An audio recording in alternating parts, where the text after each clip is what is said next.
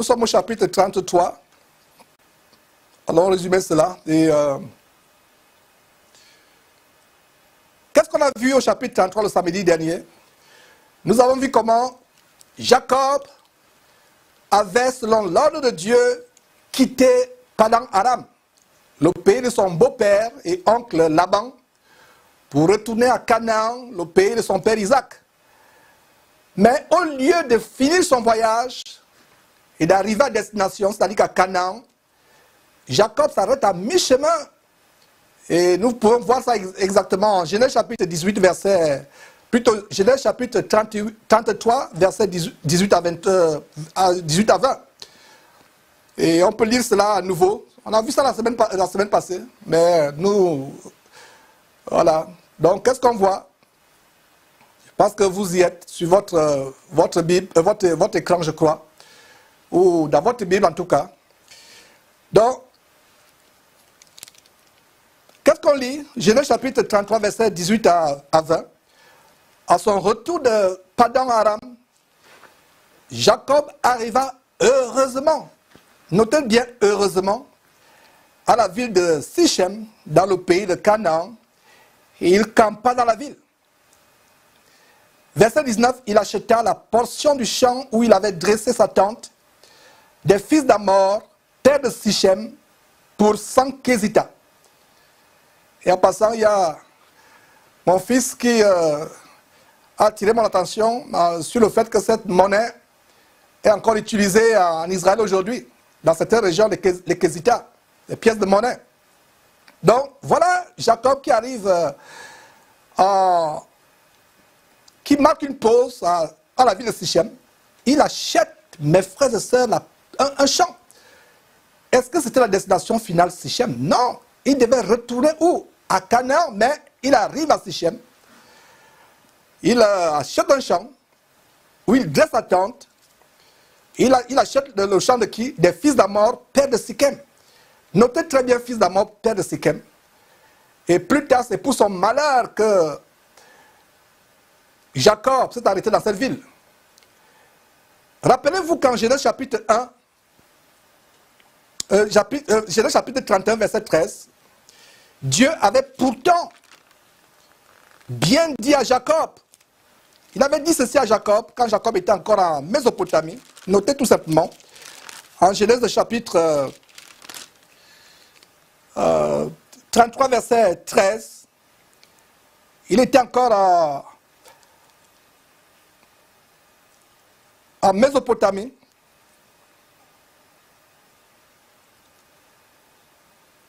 Il se rendait à Padan-Aram. Qu'est-ce que Dieu lui dit? Verset 13, Genèse chapitre 31, verset 13. Je suis le Dieu de Bethel, où tu as oint un monument, où tu m'as fait un vœu. Maintenant, lève-toi, sors de ce pays et retourne où? Et retourne au pays de ta naissance. Donc, Bethel était le lieu où il avait érigé et oint un monument. Et Jacob, qui avait érigé ce monument, lui-même avait résolu d'y retourner. Mais lorsqu'il arrive à Sichem, qu'est-ce qui se passe?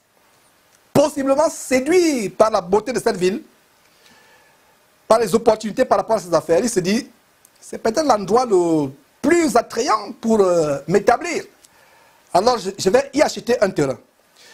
Donc Jacob s'établit dans cette ville où il n'aurait pas dû, comme on le verra dans quelques minutes, il achète une parcelle de terre. Jacob avait l'argent pour l'acheter, cette parcelle de terre. Et c'est souvent comme cela que nous, chrétiens, nous pensons à tort faire la volonté de Dieu. On se dit, si on a l'argent pour acheter quelque chose, c'est que ça doit être la volonté de Dieu. Si on a l'argent, on conclut que c'est la volonté de Dieu de faire ceci, de faire cela. Si on a pu avoir l'argent, c'est la volonté de Dieu. Mais généralement, c'est la volonté du diable. On a vu dans une étude précédente du livre de Jonas, comment Jonas avait l'argent pour acheter un ticket de bateau pour se rendre à Tarsis. Mais était-ce la volonté de Dieu? Mon frère, ma soeur, Non, absolument pas. Parce qu'il s'y rendait, il se rendait à Tarsis pour fuir l'ordre de Dieu. Éviter l'ordre de Dieu d'aller prêcher la repentance aux méchants et cruels habitants de Ninive. Donc Jacob lui aussi a de l'argent pour acheter un terrain, mais ce n'est pas la volonté de Dieu comme vous le découvrirez dans quelques instants seulement. Donc ce n'est pas parce que nous avons pu obtenir de l'argent pour réaliser quelque chose ou acheter quelque chose que c'est nécessairement la volonté de Dieu. Que c'est nécessairement la volonté de Dieu. Donc Jacob, en s'établissant à Sichem, dans la ville de Sichem, sans la volonté de Dieu, voulait conserver sa piété, sa communion avec Dieu et passer aux yeux des habitants de cette ville comme un homme pieux, religieux, craignant Dieu. Et c'est ainsi, mes frères et sœurs, qu'il éleva un autel qu'il appela El Eloé Israël, El Eloé Israël, comme on a pu le voir en Genèse chapitre 33, verset 20. Il n'y avait rien de mauvais au sujet de l'autel. Il n'y avait rien de mauvais au sujet de l'autel, rien de mauvais. L'autel était très bien même. C'était une très bonne chose. Mais ce n'était pas l'endroit où Dieu voulait que Jacob soit. Est-ce que vous comprenez? Ce n'était pas l'endroit où Dieu voulait que Jacob soit. Donc il est très important que les chrétiens comprennent très bien ceci, car ce qui va suivre au chapitre 34, faisant l'objet de notre étude de ce jour, fut une scène très honteuse, très humiliante et déshonorante pour Jacob et toute sa famille. La fille de Jacob se retrouva dans une très sale affaire. Et pourquoi cela? Tout simplement parce que son père s'établit au mauvais endroit sans la volonté de Dieu. La fille de Jacob ne se serait pas empêtrée dans ce terrible problème si Jacob était retourné à Canaan, si s'était établi au lieu où Dieu voulait qu'il soit, c'est-à-dire à Bethel.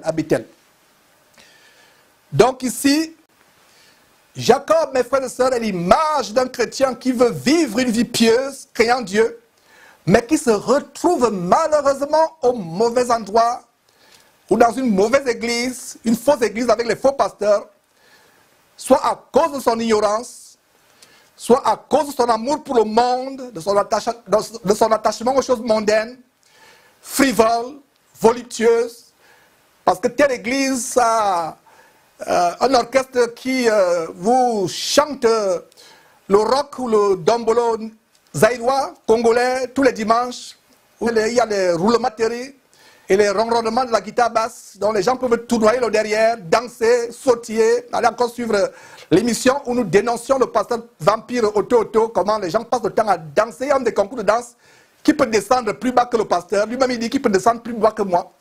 Donc, dites à quelqu'un de sortir de cette abomination, il ne sortira pas.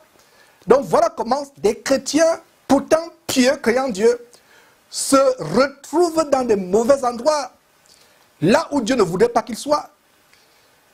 Là où Dieu ne voudrait pas qu'ils soient, ils se retrouvent. Pourquoi? Parce que soit ils sont ignorants, soit ils sont envoûtés, ensorcelés par ces pasteurs sorciers, soit tout simplement ils aiment les plaisirs du monde plus que Dieu. Ils ont un pied dans le monde, un pied à Christ.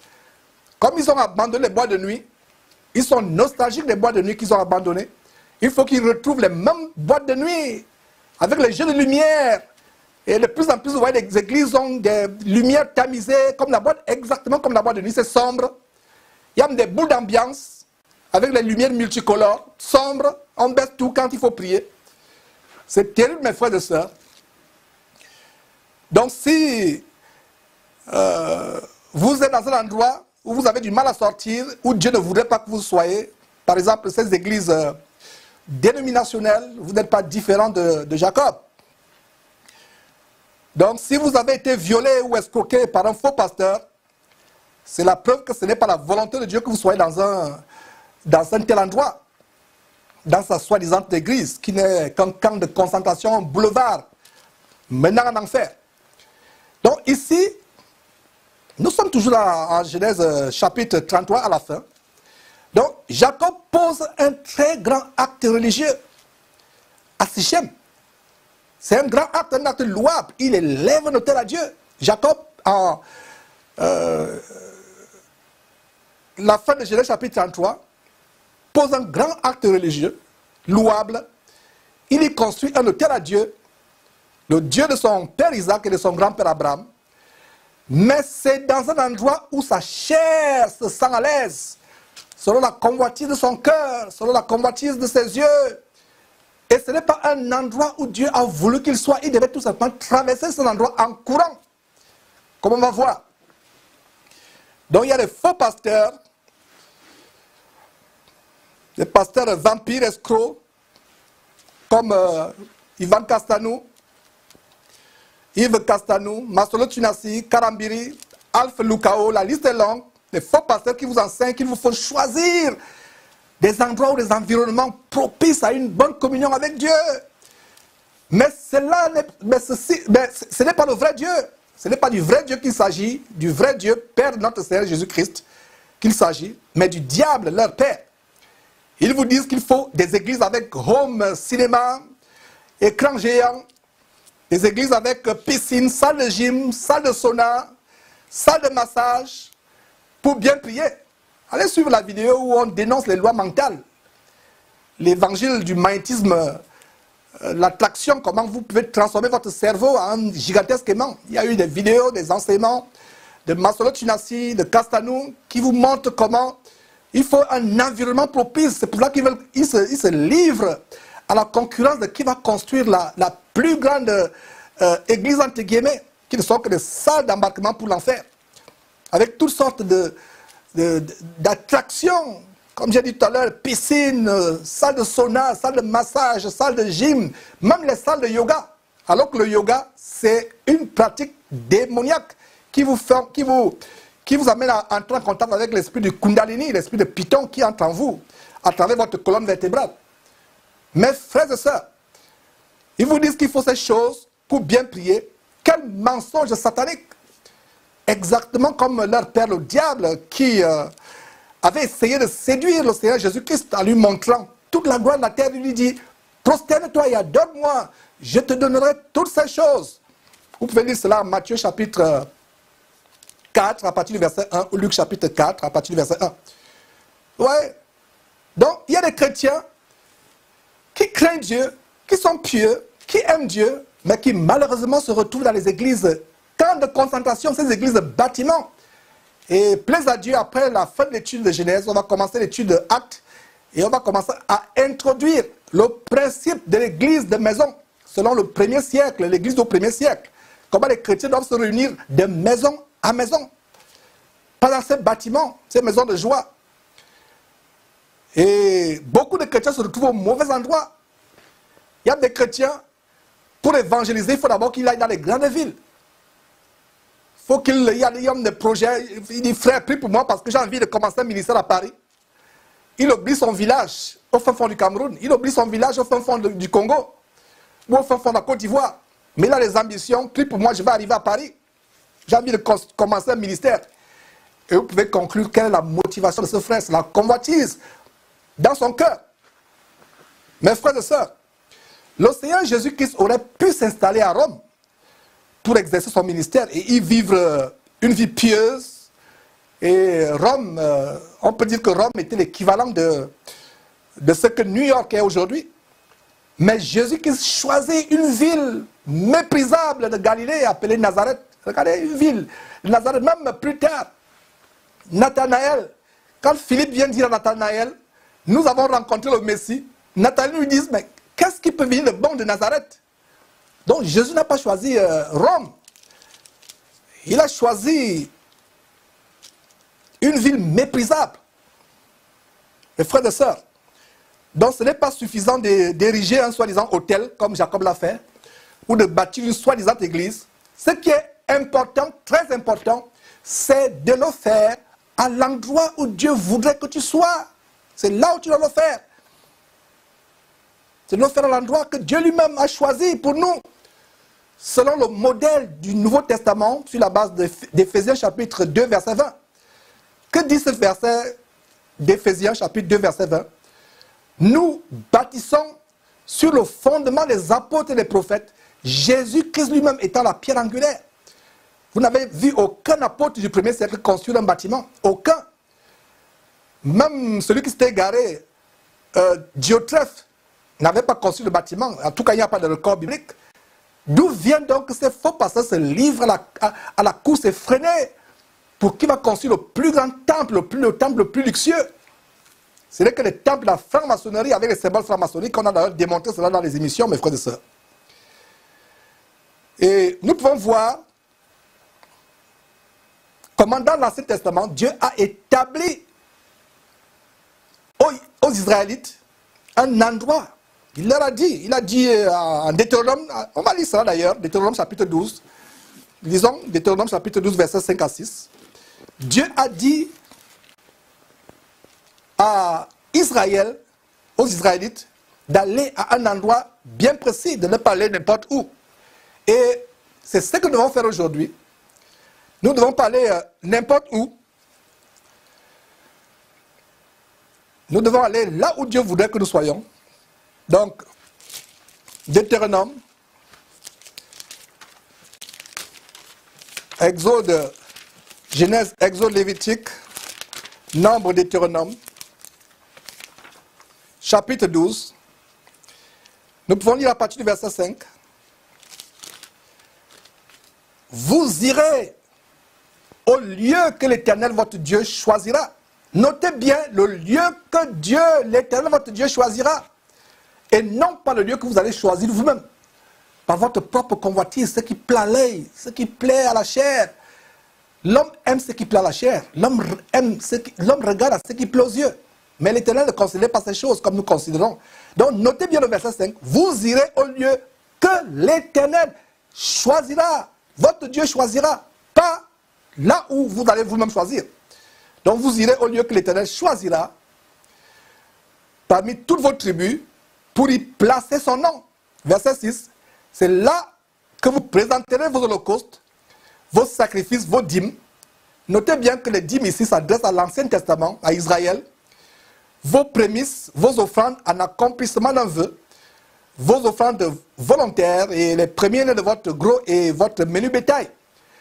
C'est là que vous mangerez devant l'Éternel votre Dieu et que vous et vos familles, vous ferez servir à votre joie tous les biens par lesquels l'Éternel votre Dieu vous a béni.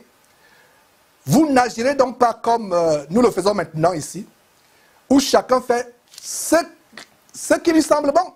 Regarde la fin de ce passage au verset 8. Vous n'agirez pas comme nous le faisons maintenant ici, où chacun fait quoi? Ce qui lui semble bon. C'est la même chose ici dans cette fin de temps. Les chrétiens font ce qui leur semble bon. Les faux pasteurs font ce qui leur semble bon. Le chrétien ne fait pas ce qui lui semble bon. Le chrétien a un endroit où il s'établit selon la volonté de Dieu. Être là où Dieu voudrait qu'on soit est un principe très important. Car beaucoup de chrétiens ne réalisent pas que non seulement Dieu a sa volonté pour nous, en ce qui concerne notre sanctification par exemple, mais il a aussi sa volonté en ce qui concerne le lieu où nous devons nous assembler. Et sur comment nous devons nous assembler. Aujourd'hui, vous avez des chorales, les gens sont sur le podium, les églises se transforment en spectateurs et en acteurs. Le pasteur devient un acteur, la chorale devient un acteur avec des acteurs et des actrices. Et ils sont devant vous, vous êtes assis en train de les applaudir, de les regarder. Ce n'est pas comme ça que l'église se rassemble. L'église du premier siècle, ils étaient dans une maison et vraisemblablement en cercle, se regardant les uns les autres. Personne n'avait une place élevée au-dessus des autres. Personne n'avait un siège rambouillé, un trône bien orné, alors que les autres s'asseyaient sur les chaises en fer ou en banc ou en brique, au point d'avoir le dernier qui chouinte après les heures de passer temps assis. Non, ils étaient tous ensemble dans la simplicité. Voilà comment le Seigneur voudrait que nous nous réunissons. Regardez, je cite tout simplement, noté, Colossiens chapitre 3, verset 16. Que faites donc quand vous vous assemblez? Les uns ou les autres ont-ils les cantiques? un hymne, un cantique, une exhortation, les uns ou les autres. Ce n'est pas que vous avez une chorale devant avec les spécialistes de chant. Quelle abomination! Et il y a dans la semaine, j'ai partagé un livre merveilleux, Franck Viola, l'Église paganisée, qui nous montre l'origine des abominations que nous avons aujourd'hui dans les églises, telles que le col pastoral. Il y a les cols pastoraux, le col Mao, les habits de pasteur, les vêtements de pasteur, les vêtements sacerdotaux. Jésus n'avait pas de vêtements spéciaux. Les pasteurs n'avaient pas de vêtements spéciaux. Au 1er siècle, dans le livre des Actes, regardez, quand on vient attraper Jésus, il a fallu que Judas vienne lui faire un baiser. Parce que Jésus, de par sa façon de s'habiller, ne pouvait pas être différent. On ne pouvait pas le différencier de Pierre et autres qui étaient des pécheurs. Il était simple. Aujourd'hui, envoie la police sur Ivan Kassanou pour attraper Ivan Kassanou. Même si on n'a pas de la photo d'Ivan Kassanou à la police saura qui est Ivan Kassanou. Il est là-bas devant. C'est poumonant. Il y a la parole de piété, fermant les yeux, apparaissant comme un ange. C'est lui qui va prêcher, c'est lui encore 1 heure de temps qui s'époumonne à vous, à chanter. De fois même, il va encore sur le piano. Homme orchestre. Bien habillé, tirant 4 épingles. Alors que vous avez eu la peine même à avoir le ticket du métro pour vous rendre à son abomination. Le policier saura directement à travers le siège où il s'assoit qui est le chef de cette abomination qu'ils appellent l'Église. Mais au temps de Jésus, il n'y avait pas d'habit spécial. Aujourd'hui, regardez l'abomination catholique. Ils ont les soutanes. Ils ont les habits spéciaux. Ça nous rappelle quoi? Ça nous rappelle Matthieu chapitre 23. Ils aiment se pavaner en habit de roi, en habit sacerdotaux. Et les descendants ou les descendantes de la Babylone, la grande qui est l'église catholique, les petites filles et arrière-petites-filles de la Babylone, la grande qui est l'église catholique, c'est-à-dire que les églises du mouvement pentecôtiste, baptiste, luthérien, méthodiste aussi, eux aussi ils ont maintenant les tenues qui varient les uns les autres. D'où vient que les chrétiens ont des tenues? Voilà comment les gens font comme bon leur semble. Notez encore ce verset de Deutéronome chapitre 12, verset 8, qui dit que vous n'agirez pas comme vous le faites maintenant, où chacun fait ce que bon lui semble. Dieu a établi un modèle dans l'Ancien Testament pour les Israélites, de même pour l'Église, corps de Christ. Dieu a établi un modèle que nous devons respecter. Mes frères, est-ce difficile? N'est-ce pas aussi simple que ça? Dieu a établi un modèle. Pourquoi n'allons-nous pas tout simplement à la Bible? Vous savez pourquoi il y a plusieurs dénominations qui se font la guerre aujourd'hui, qui différencient les uns les autres? Parce que chacun a son interprétation de ce que Christ a enseigné. Chacun veut faire à sa manière. Nous, chez nous, on fait comme cela. Comment on fait chez vous? Nous, on commence à prier comme cela. Vous, comment ça se passe? Non. Allez lire 1 Corinthiens chapitre 14, verset 26 et Colossiens chapitre 3, verset 16. Et vous allez voir ce qui se passe quand les chrétiens se réunissent. Et cela, jusqu'au retour de Jésus-Christ, doit être pareil. Si quelqu'un essaie de changer ce que les apôtres ont établi, inspirés par le Saint-Esprit, il se dirige en enfer. Ne changeons pas. Changeons pas.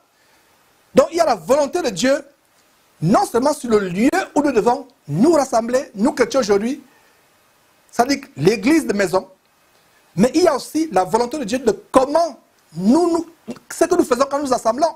Et il y a 2 versets qui établissent cela. Je reprends Colossiens chapitre 3, verset 16 et 1 Corinthiens chapitre 14, verset 26 qui établissent ce que nous faisons quand nous réunissons, comment nous réunissons. Mes frères et sœurs, donc ainsi dans le Nouveau Testament, il y a un endroit bien précis où Dieu voudrait que nous soyons, et c'est les églises de maison, pas dans ces camps de concentration. Regardez, vous allez dans une église pendant 10 ans, tellement il y a une foule, des milliers et milliers de personnes, vous ne savez pas le nom de la personne qui vient toujours s'asseoir à côté de vous et vous êtes là pendant 10 ans. Est-ce que ça une église? Une vraie église. On se connaît, on se soutient. On porte les fardeaux les uns et les autres. Mes frères et sœurs, voilà une église. Et même dans les aspects de notre vie, nous devons reconnaître que Dieu a un plan pour chaque aspect de notre vie. Et il est important que nous trouvions l'endroit que Dieu a choisi pour nous ainsi que le temps, le moment qu'il a choisi pour nous. Donc, revenons à Jacob, mes frères et sœurs. C'était une erreur monumentale pour Jacob de s'arrêter à mi-parcours à Sichem, d'y acheter un lopin de terre, de s'y établir, tout simplement parce qu'il trouvait la région fascinante, attrayante, ou plutôt favorable pour ses affaires. Rappelez-vous ce qu'on a étudié dans une section passée de Genèse au sujet de Lot. Voyons ce que le Saint-Esprit nous révèle en 2 Pierre chapitre 2. N'y allons pas, si je mentionne tout simplement en passant. Le Saint-Esprit nous rappelle en 2 Pierre chapitre 2 que Lot était un homme juste. Heureusement que le Saint-Esprit a mentionné ça dans 2 Pierre chapitre 2, sinon on n'aurait pas su que Lot était un homme juste. L'homme était un homme juste, mais un homme juste qui vivait au mauvais endroit. Il n'était pas à l'endroit où Dieu voulait qu'il soit, mais dans un endroit qu'il avait choisi lui-même, selon sa convoitise, la convoitise de ses yeux, de sa chair. Il se rendit à Sodome et il vécut une vie pieuse, craignant Dieu. Il ne fut pas contaminé par les sodomites, homosexuels et lesbiennes de cette ville. Il ne devint pas un homme méchant ou cruel, comme eux. Il continua à être juste. Mais où est le problème? Le problème, c'est qu'il se trouvait au mauvais endroit. Sodome, une abominable ville que Dieu va détruire plus tard par le feu qu'il envoya du ciel. Donc ceci est un terrible avertissement aux chrétiens qui pourraient rater l'enlèvement. Rater l'enlèvement, pourquoi? Parce qu'ils se trouvent dans un mauvais endroit, une mauvaise église, au moment où la trompette de Dieu sonne, la trompette qui annonce l'enlèvement de l'église, au moment où la trompette retentit, il rate l'enlèvement tout simplement parce qu'il se trouve au mauvais moment. Et on va donc commencer le chapitre 34 pour voir les conséquences du mauvais choix de Jacob avec sa fille Dina, qui sera sauvagement violée dans cette ville. On revient dans quelques instants pour commencer le chapitre 34.